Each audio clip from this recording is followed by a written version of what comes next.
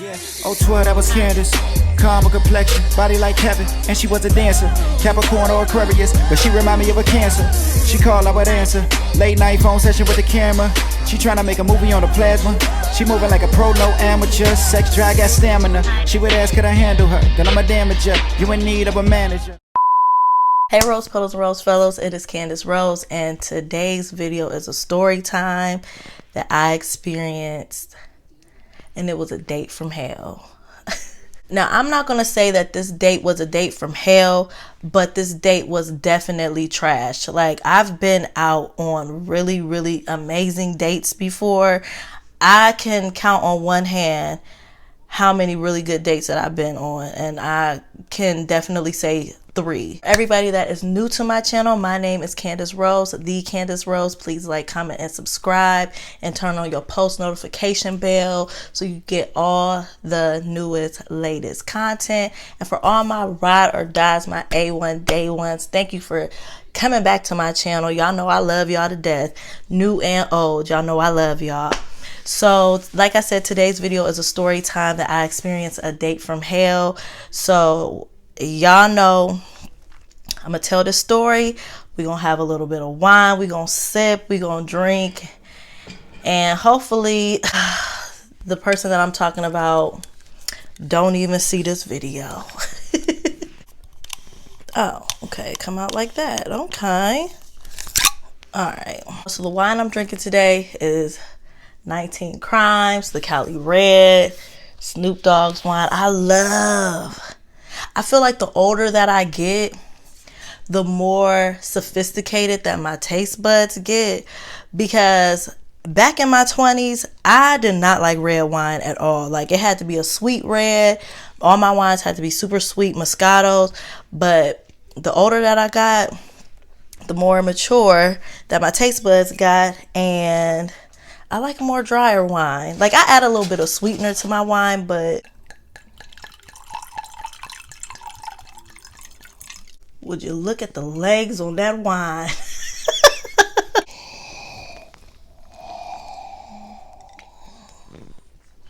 My aunt, she watches my channel.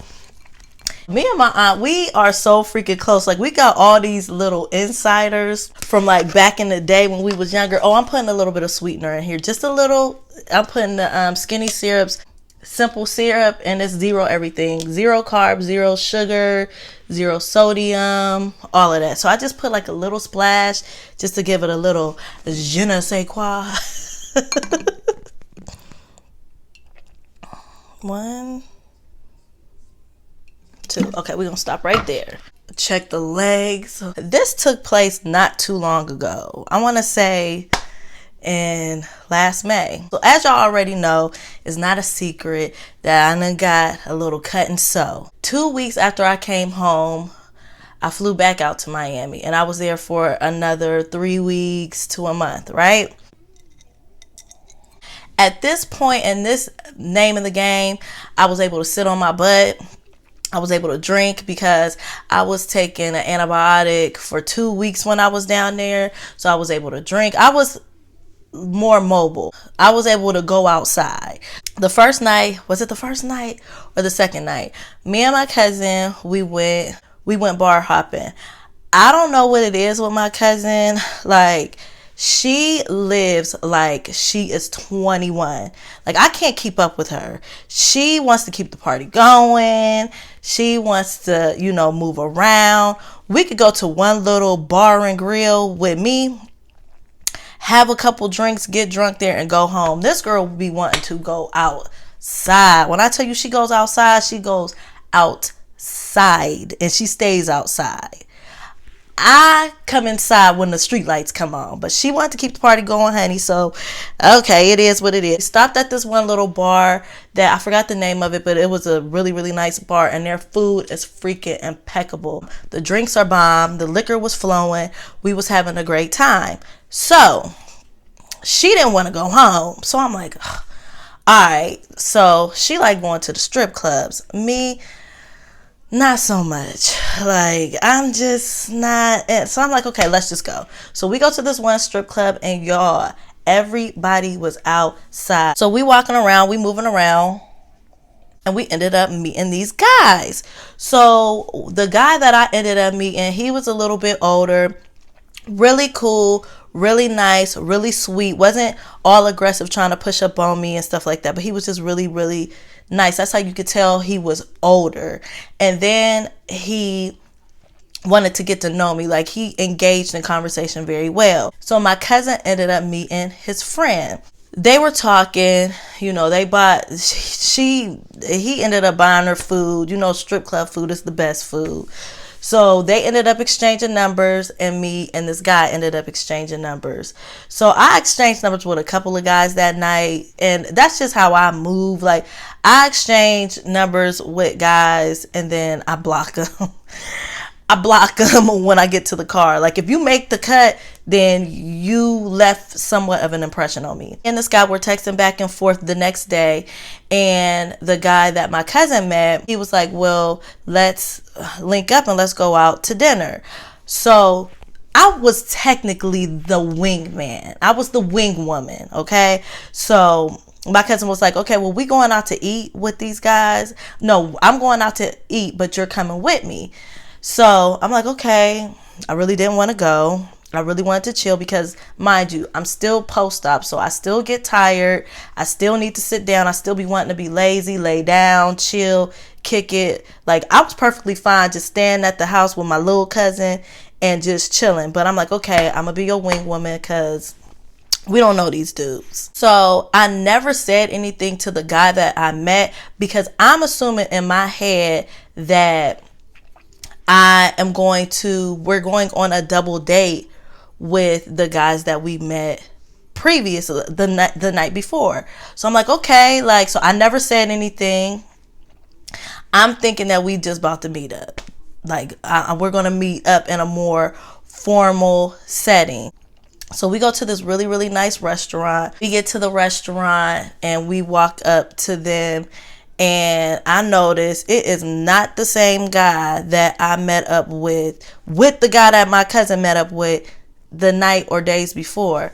So I'm like, okay, new guy, weird, awkward, whatever. So I felt kind of bad because I'm like, okay, well, I have been texting this guy back and forth damn near like all day, and you know he wanted to see me anyway, so I'm thinking that it's this guy. It was a totally different dude. Like, didn't even look remotely close to the dude that I met days prior. I gotta get some more wine. Ice, ice, baby. So I'm like, okay, different guy, whatever. The dude wasn't terrible looking. I mean, I've seen worse, but the guy that I met days prior definitely looked better than him. I'm not a dreadhead girl. I'm just not. Like, I don't like dreads at all. That's just not my preference. Everybody has a preference, and dreads is just not my preference. I like guys with low cuts, with the waves, the Caesars, and now it's getting to the point where I am starting to like bald-headed men because, let's face it, like, I'm an older girl. These men they losing their hair. They letting it go. We introduce ourselves, we meet, whatever. So we sit down, we sit next to each other. Now, mind you, so my date is on the outside. I'm on the inside. My cousin is on the other side of me, and her date is on the other side of her. So we sit outside. Now, we're not like, we're sitting outside on the balcony, but it's just like a little hooded balcony or whatever, and there was a lot of people outside. And this is how I knew that this date was going to end up being trash. It started fucking pouring. Like, it was pouring, y'all. It started pouring down rain. Like, it was like people was taking cups of water and just dumping it. Like, it was like a tsunami. Like, it wasn't just a quiet storm. It was pouring. So we were like kind of underneath the little pavilion, but we weren't. So when the rain was hitting, it was getting us wet. So we had to literally scoop everything back, right? So we order a round of drinks. That was probably God telling me, like, this day about to be trash. even though I was a wing woman, this date about to be trash. So we order a round of drinks, and you know, we get our drinks, and he ordered like a Patron and something. It took the waitress a little some time to bring the drinks out, because I mean, it was just a fucking tsunami, and it's wet outside. It was packed in the restaurant, so it took her some time. So she brings out the drinks, and he was like, you know, and me and him, we were engaging in conversation, because regardless if I'm into you or not, or if I'm a wing woman or whatever, I'm just not a bitch. Like, I'm not a bitch. I'm not a mean girl. Like, I'm not ignorant. I'm not rude. So I'm like, okay, well, let me just engage in conversation with him. And, you know, his conversation was cool. It was okay. And when they brought the drinks out, you know, me and my cousin, like, we all just sipping. And he was like, well, this is not Patron, so I'm sending this drink back. He was like, can you just please just get me another drink? And I think I chimed in, and I was like, well, this is not what he ordered, or something like that. And he was like, well, next time when you bring me another drink, can you make sure that it was Patron? That was kind of smooth. It was good. You know, he wasn't rude about it. He wasn't all rowdy or ignorant or disrespectful to the waitress, because I did taste the drink. And if y'all are Patron drinkers out there, because at one point in time, like in my mid-20s, I was a Patron drinker for a while. I did taste his drink, and it did not taste like Patron. Like, y'all already know Patron has a very distinct taste. So they sent the drink back. They brought him back his drink. So it was no harm, no foul. So then we get our food, right? We get our food. Everything looks great. Everything is looking great. So then he asks for plasticware. So I'm like, oh my God, he's one of them. There's nothing wrong with that, especially with COVID going around.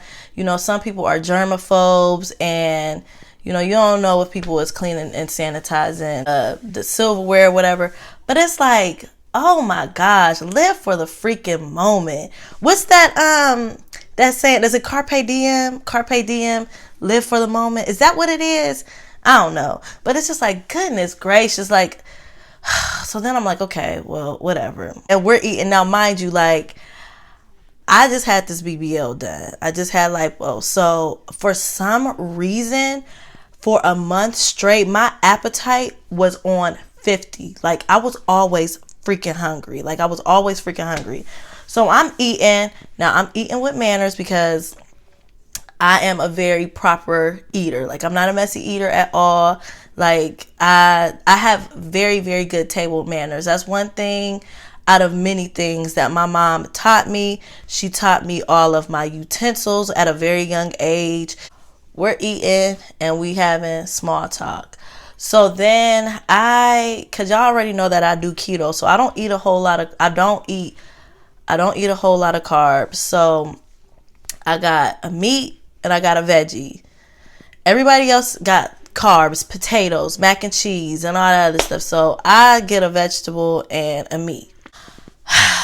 So y'all, don't y'all know that this man, because I had stopped eating for a minute, because I gotta let everything digest.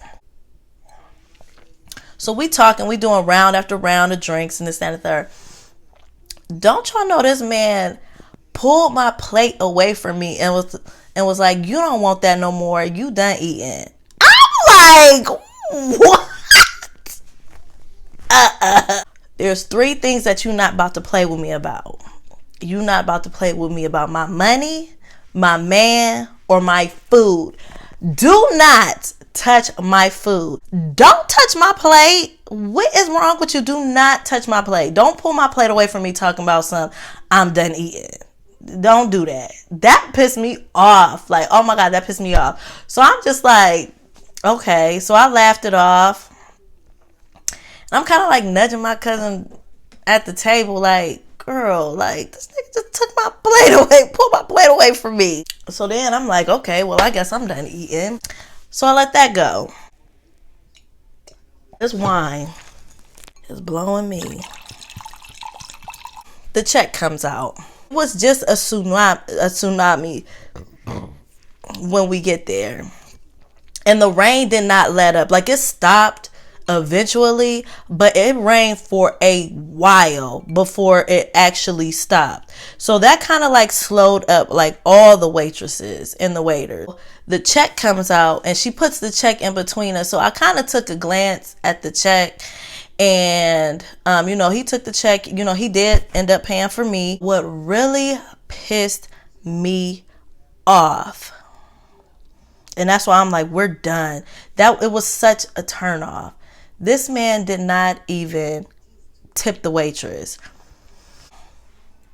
When you at a 5-star restaurant, gratuity automatically comes out, especially when you're in Miami.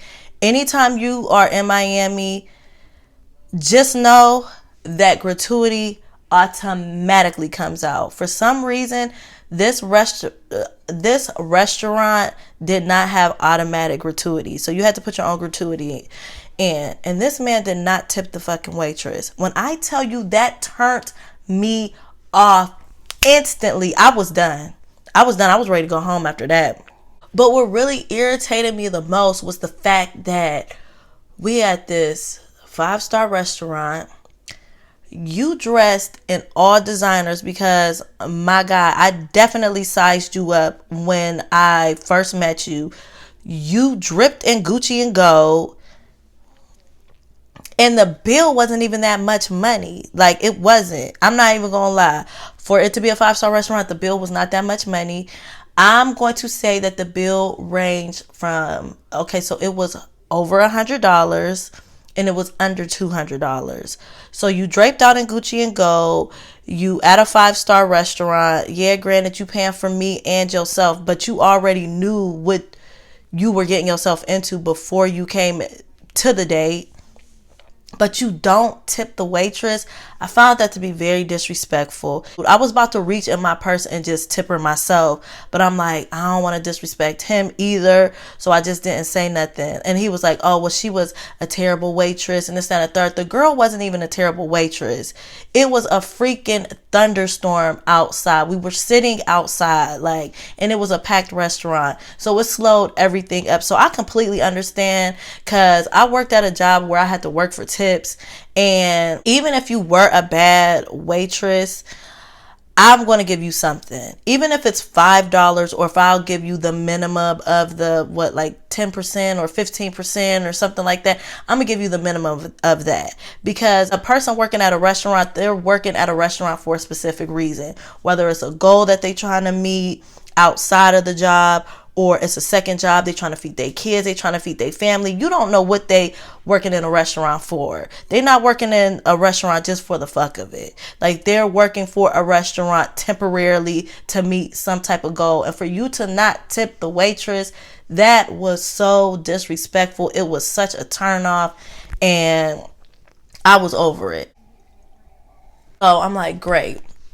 This date is over with. Finally escaped this date from being a wing woman. Like, girl, let's go to a bar and let's go, or let's go to a fast food place, because God knows the man that took my goddamn plate away from me, I couldn't even finish my food.